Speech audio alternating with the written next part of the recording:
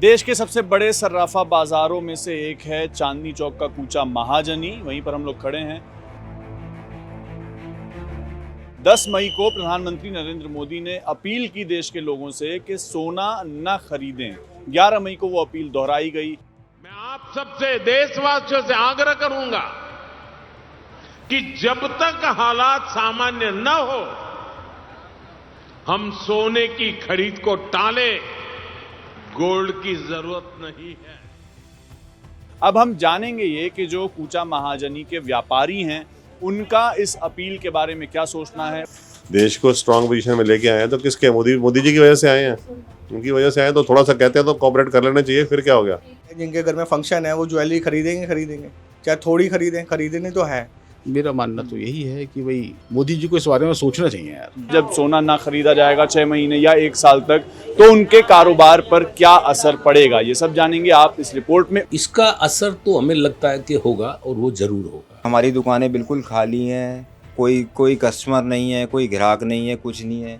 और कितने हम जो है क्या नाम है स्टाफ को क्या नाम है कब तक 1 साल का बैकअप किसी भी दुकानदार के पास नहीं है। और हम आपको ये भी बताएंगे कि जो कारीगर हैं, जो इस पूरी इंडस्ट्री में, जो कि हजारों करोड़ की इंडस्ट्री है जिसमें कारीगर काम करते हैं, वो अपना जीवन यापन कैसे करेंगे अगर जनता सोना खरीदना बंद कर देती है। तो जब सोने वालों पे ग्राहक नहीं आएंगे तो हम लोगों पे ग्राहक कहाँ से आ जाएगा। सरकार को सोचना चाहिए था ये करने से पहले, क्योंकि छोटे लोग भी इसी काम से जुड़े हुए हैं, हजारों आदमी जुड़े हुए हैं।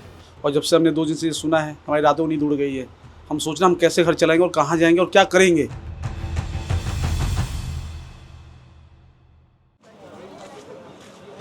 आज सोना देखा जाए एक आम आदमी की रेंज से बहुत बाहर हो चुका है। पहले एक आम आदमी कुछ भी शादी होती थी तो कुछ भी पैसे इकट्ठे करे सामान खरीदता था। आज सोने का भाव भी 1.5 लाख रुपए हो चुका है। कहाँ है, कोई नहीं ले पा रहा। और ऊपर से अब हमारे माननीय प्रधानमंत्री जी इन्होंने ये अपील कर दी। देखो जो हम भी उनके फॉलोअर हैं, नरेंद्र मोदी जी के तो हम भी फॉलोअर हैं।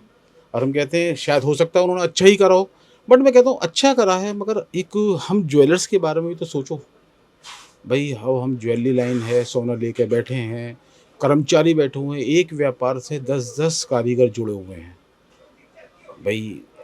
अब जब मोदी जी की अपील है, मानने तो सब है, हम भी मानते हैं, हम भी कहते हैं बढ़िया करा है इन्होंने, मानेंगे तो सभी। अब ज्वेलरी खरीदनी कम हो जाएगी, जब ज्वेलरी खरीदनी कम हो जाएगी तो भाई सब बनना भी बंद हो जाएगा, व्यापार करना कम हो जाएगा। जो कारीगर इसी पे डिपेंड हैं उनके पास में जब वो ज्वेलरी बनेगी नहीं तो उनके पास कमाइयाँ होंगी नहीं। अब कमाइयाँ होंगी नहीं तो वो खर्चे करेंगे कहाँ से होगा। मैं तो यही कहता हूँ बल्कि कुछ और सोचना चाहिए। ज्वेलरी बंद करके क्या मिलेगा, बल्कि सोना तो एक मेरे हिसाब से धरोहर है। सोना तो आज की डेट में हर कोई जो भी लेता है सोने में ज्वेलरी जो लेता है उन्हें नुकसान नहीं होता भाई। जिसने आज से 10 साल पहले ज्वेलरी जिसने 10,000 रुपये की ली होगी वो ज्वेलरी आज की डेट में 20,000 की तो हो गई होगी, 30,000 की तो हो गई होगी। ये धरोहर है। ये मेरा मानना तो यही है कि भाई मोदी जी को इस बारे में सोचना चाहिए यार।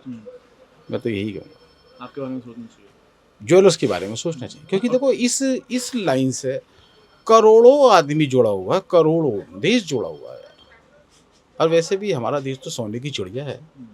सरकार सोने पे ही अगर हम पाबंदी लगा देंगे तो होगा कैसे। बहरहाल हम तो यही कहेंगे मोदी जी ने करा है, मोदी जी से हम तो रिक्वेस्ट कर सकते हैं हाथ जोड़ के। देखो उनकी बातें हम बिल्कुल बढ़िया मानते हैं, आज तक उन्होंने जो भी करा बढ़िया करा। बट ये तो एक दफ़ा हमारी भी रिक्वेस्ट है उनसे, मोदी जी ज्वेलर्स के बारे में तो सोचो। सही है सोने को उठा कर फिर हमारे कुछ और धंधा बता दीजिए कि आप एक काम करिए अपने बच्चे इस तरह से पाल लीजिए। हमारे पास तो कुछ और काम भी नहीं आता यार। हम तो ज्वेलरी लाइन में ऐसे हम तो यही काम आता है, इसके अलावा हम जाएंगे कहाँ। अब हम खाली बैठे हैं, काम नहीं। देखिए पहले तो एकदम से पैनिक फैल गया हमारी इंडस्ट्री में, क्योंकि संडे रविवार का दिन था और जब ये खबर आई तो सोशल मीडिया पे प्रधानमंत्री जी की उस अपील को वायरल किया गया है। और एक दूसरे को फ़ोन करके भाई क्या ये क्यों कहा गया, कैसे कहा गया, मतलब एक पैनिक में आ गई हमारी इंडस्ट्री। लेकिन इस समस्या से हम जानकार हैं, हम इससे पहले भी प्रभावित हो चुके हैं, पहले भी इस तरह की अपील हुई है। ये लगातार समस्या काफ़ी सालों से चल रही है, हर सरकार इसको समस्या को झेलती है, लेकिन इसका समस्या का कोई परमानेंट हल कोई सरकार नहीं दे पाती है। आज हमारा एक्सपोर्ट ये समस्या है कैसे, अगर हम सिंपल भाषा में बोलें तो हमारा आयात जो होता है वो ज़्यादा होता है और निर्यात जो होता है वो कम होता है। यानी फॉरेन करेंसी की हमारी इनकम कम है और खर्चे हमारे ज़्यादा है। इसको बोलते हैं करंट अकाउंट डेफिसिट, जिसकी वजह से ये फॉरेक्स रिजर्व हमारा जैसे ही $700 बिलियन के नीचे आया तो प्रधानमंत्री जी की अपील आई, अगर ये बढ़ा रहता है तो पैसा खर्च करते रहते हैं। अब इस समस्या का हल क्या है? एक्सपोर्ट को बढ़ावा देना, स्वदेशी मेक इन इंडिया को बढ़ावा देना, जो प्रधानमंत्री जी का नारा भी है मेक इन इंडिया। लेकिन मेक इन इंडिया के नाम पे स्वदेश में हर चीज़ महंगी हो रही है, जो एक्सपोर्ट नहीं हो पा रही है बाहर। इंडस्ट्री में कुछ ज्वेलर से बात होती है तो कुछ व्यापारियों ने अपने ऑर्डर को होल्ड किया है ग्राहकों ने, तो इसका असर तो हमें लगता है कि होगा और वो ज़रूर होगा। इंडस्ट्री कैसे सर्वाइव करेगी ये एक सिरदर्द बना हुआ है, हम लोग अभी सोच नहीं पा रहे हैं। हम सोच रहे हैं कि सरकार को इसका रास्ता देगी, आप लोगों के माध्यम से सरकार तक हमारी बात पहुंचती है तो सरकार ऐसा लगता है कि कोई ना कोई इसमें रास्ता निकालेगी। अपील पॉजिटिव वे में है, ऐसी कोई बात नहीं है इसमें कि सोना मत खरीदिए। उन्होंने ये कहा कि सोना, नया सोना मत खरीदिए। उनके पास जो अंदर सोना पड़ा हुआ है उसको रिसाइकल करके उसको हम यूज़ कर सकते हैं, उसमें कोई फ़र्क नहीं है। तो इसके लिए डॉलर पे भी इम्पैक्ट आएगा और सरकार को भी उसमें सहयोग मिलेगा, जो कि हमें इंडियन होने के नाते हमारा फर्ज बनता है कि हमें सहयोग करना चाहिए। तो पैनिक नहीं करना चाहिए। सोने की नेसेसिटी वस्तु तो है नहीं कि नहीं खाएंगे तो खाना नहीं इसका हजम होगा। तो इसलिए इसको पॉजिटिव वे में ले कि जो थोड़ा बहुत सोना अपना जो घर से यूज़ है उसको करें, उसको रिसाइकल करें तो आराम से अपना काम निपटाएं। आपके कस्टमर्स ने क्या आपसे कोई बात की? आप देख पा रहे हैं क्या कुछ कमी आ रही है मार्केट में लोगों के आने की, या कुछ ऐसा कुछ है? कस्टमर्स की वैसे ही ऑलरेडी कमी है, काफ़ी देर से कमी चल रही है उसकी, क्योंकि प्राइस इसका बहुत हाइक हो गया था लड़ाई की वजह से। कस्टमर्स ऑलरेडी मार्केट में कम है, जो काम है 25% है। तो थोड़ी देर में वो ठीक हो जाएगा। नहीं भी चलेगा तो कोई दिक्कत नहीं, उसमें क्या है। मान लीजिए नहीं भी कुछ होता है, थोड़ा कम भी होता है या 25%, 30% भी होता है, तो फिर क्या हो गया उसमें। अगर देश का सहयोग करने में हमें कोई ज़रूरत पड़ती है तो we must help our country, we must listen to our prime minister, क्योंकि इतना देश को बचाया है, स्ट्रॉन्ग पोजीशन में लेके आए हैं, देश को स्ट्रॉन्ग पोजीशन में लेके आए हैं। तो किसके? मोदी जी की वजह से आए हैं, उनकी वजह से आए। तो थोड़ा सा कहते हैं तो कोऑपरेट कर लेना चाहिए, फिर क्या हो गया। तो आपको नहीं लगता कि आपके बिजनेस पे असर पड़ेगा इसका? बिजनेस पे असर पड़ रहा है, ऑलरेडी पड़ रहा है। किस तरीके से? क्योंकि कस्टमर क्लाइंट्स कम है, 25% कम है, क्योंकि ऑलरेडी प्राइस की बहुत हाइक हो गई है।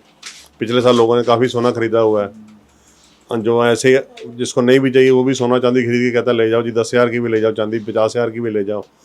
तो उन लोगों की वजह से भी थोड़ा सा जो प्रेशर है वो आया हुआ, मार्केट का पैसा उनका रुका हुआ उनके पास।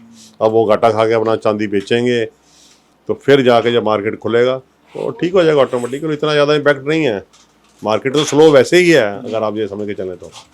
जी मेरी है आर्टिफिशियल की दुकान कूचा महाजनी में। कूचा महाजनी में सारी सोने चांदी की मार्केट है, ये एशिया की बिगेस्ट मार्केट है कूचा महाजनी। जब सोने वालों पे ग्राहक नहीं आएंगे तो हम लोगों पे ग्राहक कहाँ से आ जाएगा। अब ये देखो इसके साथ चैन बंदी भी है, रोडियम वाला भी है, प्लेटिंग वाले भी हैं, सारे हैं, डब्बे वाला भी है, सबका काम ठप हो जाएगा। ये है, इससे ये फर्क पड़ेगा कि सबकी चैन टूट गई, सब खाली हो गए। अब कितना नुकसान हो सकता है, मतलब सब लोगों को अगर सोना खरीदना जनता बंद कर दे तो? नुकसान तो सारे नुकसान है उनका। रोज कुआं खोदना, रोज पानी पीना, ना कुआं में पानी होगा ना खाया जाएगा, कुछ भी नहीं होगा, तेल भी बच जाएगा और ये सोना भी बच जाएगा। सर क्या काम करते हैं आप? सर मेरा प्रोई का काम है। ये किस तरीके से होता है? ये सब धागे से होता है, तार बनते हैं सोने के, और जितने भी सोने की ज्वेलरी होती है उसके नीचे हमारे बगैर काम नहीं हो सकता। तो ये जो कहा जा रहा है कि सोना जो है बंद कर दिया जाए, खरीदना बंद कर दिया जाए, तो उसकी वजह से क्या असर पड़ेगा आपके काम? सर असर तो पूरा पड़ेगा, क्योंकि हम भी इन्हीं लोगों से जुड़े हुए हैं।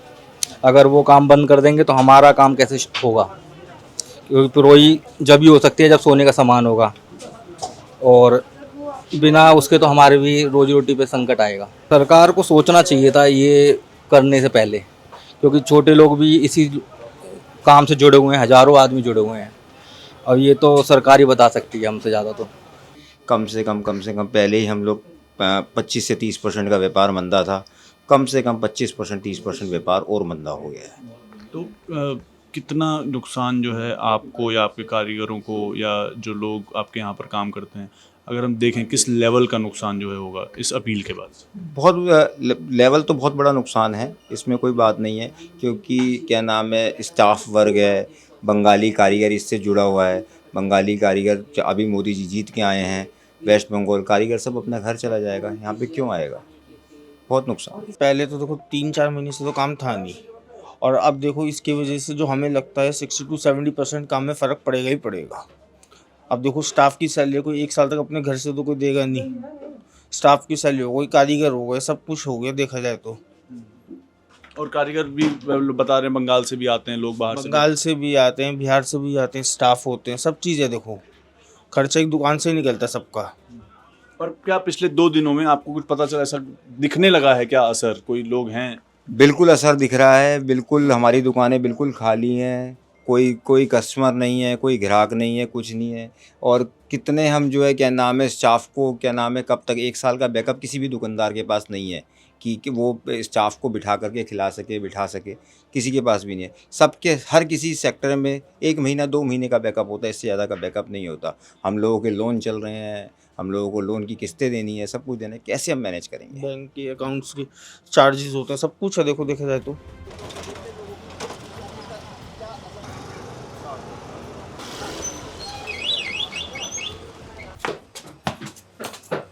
तो हमने आपको ये तो बता दिया कि जो कूचा महाजनी में जो कारोबारी हैं, जो दुकान चलाते हैं, छोटी बड़ी दुकानें, उनको सोना ना खरीदने की अपील के बाद उनकी क्या राय है। अब हम आए हैं दरीबा में। दरीबा का ये कटरा मशरू है और यहाँ पर जो कारीगर हैं, जो ज्वेलरी बनाने का काम करते हैं, वो यहीं पर वो काम होता है। करोल बाग में भी होता है और भी बाहर भी होता है, लेकिन दरीबा का जो इलाका है, इस पर भारी तादाद में कारीगर यहाँ रहते हैं। हमारे साथ कुछ लोग बैठे हैं, इनसे हम समझेंगे कि जब कारीगरी पे इसका असर जो पड़ेगा वो किस तरीके से पड़ेगा। सर ये बताइए कि पहले तो ये समझाइए क्या काम है आप लोगों का? जी, हमारा काम गोल्ड का और कुंदन ज्वेलरी का काम है हमारा। हम कुंदन की ज्वेलरी बनाते हैं, जो ज़्यादातर रॉयल लोगों में इस्तेमाल की जाती है। ज्वेलरी वाली कुंदन ज्वेलरी राजस्थान की होती है तो वो हम बनाते हैं, पुराने बनाते आए हैं, शुरू से बचपन से यही काम सीखा है, यही काम करते आए हैं। और अचानक में ही आज ये कल से परसों से घोषणा सुन रहे हैं मोदी जी की कि भाई सोना कम खरीदो। पहले ही सोने की डिमांड इतनी कम हो चुकी है, जो भाव के इतना हाई अप होने से, तो जो मेन कस्टमर था वो तो पहले ही बाज़ार से दूर हो चुका है। और उसके बाद ये आज के परिस्थिति को देखते हुए तो ये शायद मैं समझता हूँ कि ये कहने की ज़रूरत ही नहीं थी कि सोना मत खरीदो। पहले ही लोग सोना कम खरीद रहे हैं, भाव की वजह से पहले ही काम कम हो गया हमारे पास। हम बिल्कुल ही खाली बैठ रहे थे। अब ये 4 भाई हमारे पास बैठे हुए हैं, सारे के सारे सब अलग दुकानदार हैं, तो अपने काम करते हैं, कारीगर भाई हैं सारे, तो काम एकदम ज़ीरो हो गया एक तरह से बिल्कुल।